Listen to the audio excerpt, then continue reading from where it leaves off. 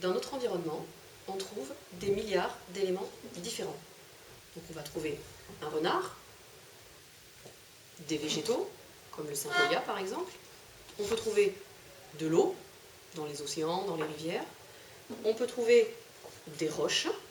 Là, on a une roche d'Alios, on a du granit, du basalte. On peut trouver aussi des choses qui proviennent des êtres vivants. On va avoir, par exemple, des feuilles mortes qui proviennent d'un arbre, une pine de pin. On va aussi avoir, par exemple, un épi de blé avec ses graines. On va avoir un crâne, ici, de sanglier, une coquille, un coquillage, en fait, dans lequel il y avait l'escargot qui est mort. On peut avoir aussi des constructions des êtres vivants, comme par exemple le nid ici, des plumes. On a aussi, par exemple, une chaise, on va avoir des maisons, là on peut voir la table. Tous ces éléments de l'environnement, ils sont très différents les uns des autres. Mais certains ont des points en commun, et ça permet donc de faire des catégories d'éléments de l'environnement qui sont différentes les unes des autres.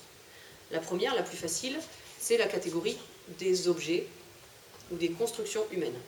Donc là, on va avoir ici dans la salle, on a le tableau, on va avoir les ordinateurs, on va avoir les chaises, les tables, et de façon plus générale, on va avoir les maisons, toutes les constructions humaines, les routes qu'on voit dans notre vie courante. Ensuite, on va avoir une autre catégorie qui est que vous connaissez assez bien, c'est celle avec les êtres vivants, dans lesquels on va mettre à la fois les animaux, donc par exemple le renard, mais aussi les végétaux.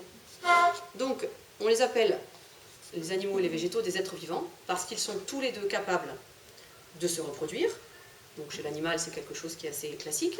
Chez le végétal, il va produire des graines, comme par exemple les graines du blé. Ils sont capables de respirer, ce qu'on voit facilement chez l'animal, moins facilement chez le végétal.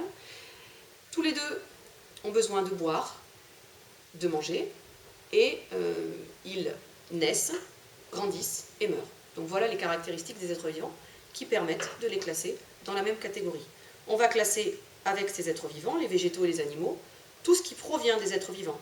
Donc, par exemple, un nid d'oiseau, des plumes, mais il va y avoir aussi la pomme, qui provient d'un végétal, les grains de blé, la mue du serpent, une dent, un crâne, etc. Il va donc nous rester, en fait, si on met les êtres vivants ensemble, il va nous rester, en fait, l'eau, ici, et puis les roches, et puis un autre élément qu'on ne voit pas, mais qui est tout autour de nous en permanence, c'est l'air. Donc, on va les regrouper dans une même catégorie qu'on appellera le monde minéral.